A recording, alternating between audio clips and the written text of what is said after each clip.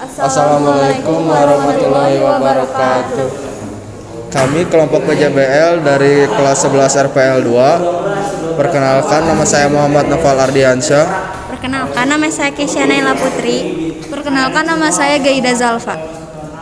Kami di sini akan menjelaskan tentang sistem dari aplikasi yang kami buat, tentang diagram sistem aplikasi yang akan kita buat. Proyek kami merupakan proyek pengadaan bahan kimia di mana nantinya dapat memperlihatkan stok bahan, juga dapat mempermudah laporan dalam pembukuan laporan pengadaan saat akan mengambil bahan. Di dalam programnya hanya akan ada admin yang juga berperan sebagai pemakai program. Namun admin sendiri tidak akan mengatur dalam masalah yang akan dihadapi program.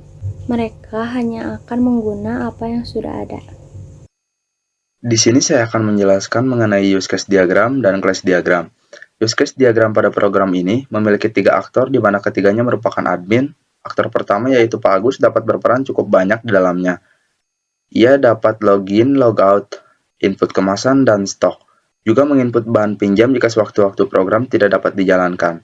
Serta juga yang membuat laporan juga mengirimkannya kepada aktor kedua yaitu Bu Ina.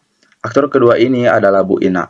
Berperan dalam menerima laporan, juga dapat login dan logout jika sewaktu-waktu ingin mengawasi langsung mengenai stok bahan.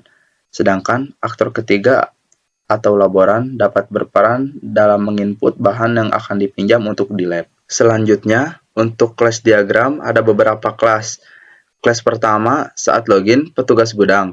Yang kedua, login laboran, di mana di dalamnya ada kelas baru berupa pengambilan bahan dan juga rekomendasi pembelian. Pada kelas pengambilan bahan akan terbentuk kelas baru berupa stock of nama zat.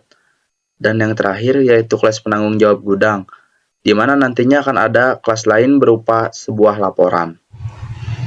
Selanjutnya, kita berpindah ke diagram activity, sistem pengadaan bahan kimia yang terjadi saat ini. Dimulai dari kegiatan laboran. Laboran menanyakan stok bahan kimia apakah ada atau tidak. Apabila ada, laboran akan mengisi buku zat keluar. Dan apabila tidak ada, laboran akan mengisi form pengajuan pembelian. Setelah mengisi buku zat keluar tadi karena stok bahan kimianya ada, kita berpindah ke gudang alat dan bahan. Di gudang alat dan bahan, laboran akan mengambil bahan. Setelah itu gudang alat dan bahan akan membuat laporan dan mengirimkannya ke penanggung jawab lab. Dan apabila tadi stok bahan kimianya kosong, laboran akan mengisi form pengajuan pembelian. Setelah itu kita berpindah ke gudang alat dan bahan dengan kegiatan menandatangani form. Setelah menandatangani form, gudang alat dan bahan akan mengirimkan ke penanggung jawab lab dan penanggung jawab lab akan menerima pengajuan pembelian bahan. Selanjutnya masih ada diagram activity sistem pengadaan bahan kimia, tetapi ini adalah diagram sistem yang akan dibuat. Yang sudah kita modifikasi sistemnya, sudah dipersimpel dan lebih jelas. Masih sama, memulainya dari laboran. Laboran memberi informasi bahan kimia yang akan diambil. Setelah itu kita pindah ke gudang alat dan bahan dengan kegiatan menerima informasi dari laboran. Kemudian bahan kimia yang diambil, konfirmasi bahan. Setelah konfirmasi kita berpindah lagi ke laboran dengan kegiatan laboran mengambil bahan yang tadi sudah dikonfirmasi dari gudang alat dan bahan. Setelah laboran mengambil bahan, kita berpindah kembali ke gudang alat dan bahan. Setelah itu, gudang alat dan bahan akan membuat laporan dan memberikan laporan itu kepada penanggung jawab lab.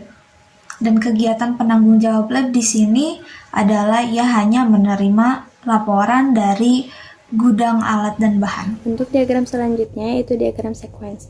Diagram sequence sendiri adalah diagram yang menjelaskan aktivitas objek dan komunikasi di antara objek-objek. Di dalam proyek ini terdapat dua diagram sequence, yaitu saat login logout dan juga pengambilan. Diagram sequence login logout, admin akan masuk ke dalam forum login dan mengisi email serta password. Data tersebut nantinya akan dikirim ke database dan akan divalidasi di sana. Jika data sesuai, akan langsung ke menu utama. Sedangkan jika tidak sesuai, maka sistem akan mengirimkan pesan login salah atau pesan email atau password salah. Untuk logoutnya, admin dapat langsung menekan tombol button pada menu utama, maka nantinya admin akan keluar dari sistem. Pada bagian sequence, pengambilan pun hampir sama, hanya tinggal klik button pengambilan, maka form akan keluar dan dapat diisi sesuai dengan bahan yang kita butuhkan. Data yang diinput nantinya akan dikirim ke database dan stok nanti dapat berkurang dengan sendirinya.